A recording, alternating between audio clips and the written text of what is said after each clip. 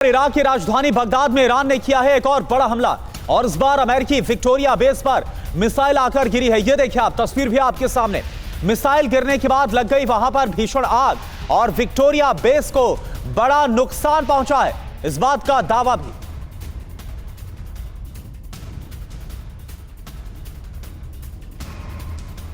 तेल अवीव पर ईरान का एक और मिसाइल अटैक। ईरानी मिसाइल हमले से तेल अवीव दहला है। मिसाइल अटैक में कई इमारतों को भारी नुकसान हुआ है। तेल अवीव जहां पर लगातार हमले किए जा रहे हैं ईरान की तरफ से, चाहे सेंट्रल इजराइल की बात करें, तेल अवीव के अलग अलग इलाकों की बात करें, यहां पर लगातार हमले हो रहे हैं। आग की उठती लपटें इन तस्वीरों में साफ देखी जा सकती है। देखिए कैसे भारी नुकसान पहुंचाया गया है। तो रिहायशी इलाकों में भी अटैक हो रहे हैं। बैलिस्टिक मिसाइलों का इस्तेमाल ईरान की तरफ से किया जा रहा है। तेल अवीव में अटैक की एक और तस्वीर आपके सामने।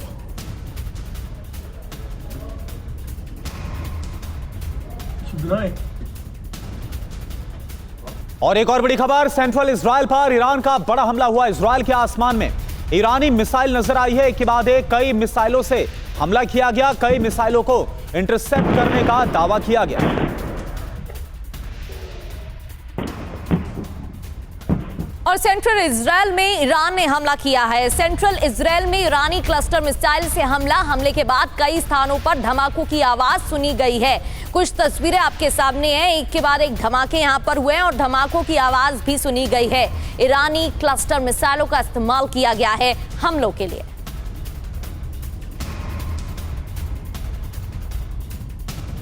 तबाही मचाई जा रही है और क्लस्टर मिसाइल का इस्तेमाल अटैक के लिए किया गया है।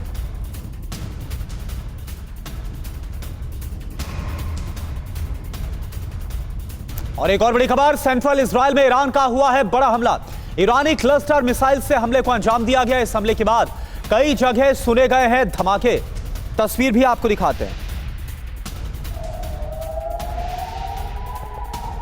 तेल संकट के बीच अमेरिका ने बड़ा निर्णय लिया है, बड़ा फैसला। ईरान से आने वाले तेल पर प्रतिबंध हटाया गया है। तेल पर लगा प्रतिबंध हटाया गया। बड़ी खबर, 30 दिनों के लिए अस्थायी रूप से हटाया गया है प्रतिबंध। अमेरिकी वित्त विभाग ने आदेश जारी किया है।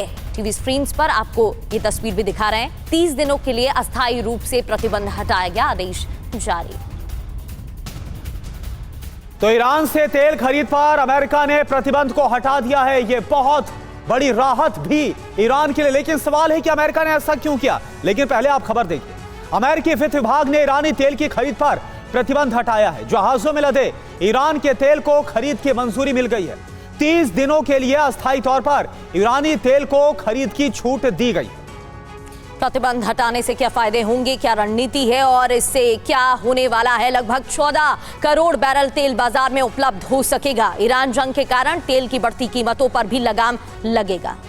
निनाद सेठ सर, एक बात मुझे बताइए, पहले अमेरिका की तरफ से प्रतिबंध लगाया गया और उसके बाद होर्मुज का संकट बीते 22 दिनों में काफी ज्यादा हम देख रहे हैं गहरा चुका है। अब ये जो फैसला लिया गया है, ये क्या कोशिश आपको नजर आ रही है? कहा जा रहा है कि अमेरिका एक तरह से ईरान के सामने, उसकी रणनीति के सामने सरेंडर करता हुआ नजर आ रहा है। इसमें कोई शक नहीं है। झुंझलाहट है। अमेरिकी राष्ट्रपति ने हल्के में आका था ईरान का रेजिस्टेंस, और उससे भी ज्यादा हल्के में आका था कि ईरान अगर एनर्जी इंफ्रास्ट्रक्चर जो है, चाहे कुवैत में हो, सऊदी अरब में हो, कतर में हो, उस पर अटैक करता है तो कितना बड़ा रिएक्शन ऑयल और एनर्जी मार्केट का आएगा। आप ये देखिए कि ऑयल प्राइस करीबन 15 दिन में डबल हुई है। गैस प्राइस 3 गुना हुई है। और प्रॉब्लम प्राइस की नहीं है, प्रॉब्लम सप्लाई की है। उस पैसे पे भी ना सप्लाई मिल रहा है, ना गैस मिल रही है। तो इस वक्त अमेरिका झुंझलाहट में है और वो कोशिश कर रहा है कि एक तरफ से रूस पे प्रतिबंध हटाया, यहाँ पे ईरान पे प्रतिबंध हटाया, अपना स्ट्रेटेजिक रिजर्व खोल रहा है। वो हर ऐसा नलका खोल रहा है जहां से ऑयल और गैस निकले और किसी तरह से रैशनैलिटी मार्केट में आए।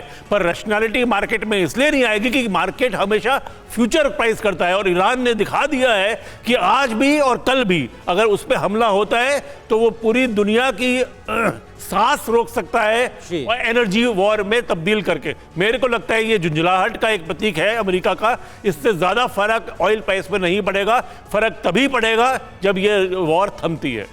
ठीक है, बिल्कुल सर। और इस वजह से जो हमले हैं वो भी अब तेज किए जा रहे हैं। साथ ही अमेरिका की तरफ से तैनाती भी की जा रही है, कई सैनिकों की तैनाती की गई है।